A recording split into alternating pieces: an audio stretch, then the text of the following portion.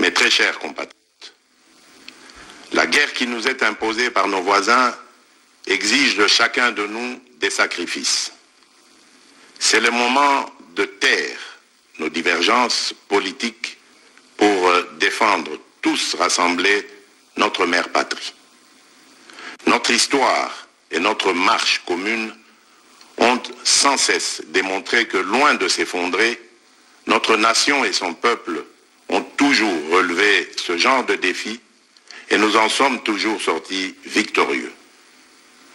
Restons tous unis et solidaires derrière nos forces de défense et de sécurité. La situation actuelle, loin de nous affecter, n'est qu'une épreuve de plus que nous allons surmonter pour raffermir davantage notre unité. Au-delà de tout clivage politique, idéologique, religieux et tribal, la défense de la mère patrie est le seul objectif qui doit nous unir en ce moment. Le pays nous appelle. La nation a besoin de l'engagement de toutes ses filles et de tous ses fils. Je vous appelle à ne pas céder aux propos xénophobes et autres discours de haine ou de stigmatisation des communautés rwandophones, dont l'asservisseur se sert pour faire du chantage et de la manipulation. Tout acte allant dans ce sens sera sévèrement puni.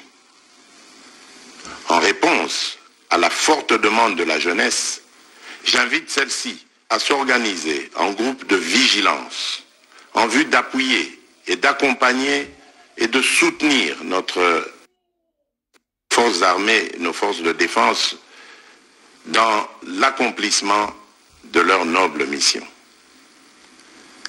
C'est ici l'occasion de mettre en garde tous les traîtres civils ou militaires et autres brebis galeuses qui servent les intérêts de l'ennemi.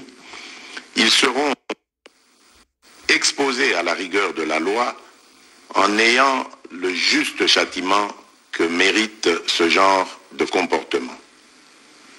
En outre, tout en renouvelant mon appel lancé à nos jeunes qui en ont la vocation de s'enrôler massivement dans nos forces armées.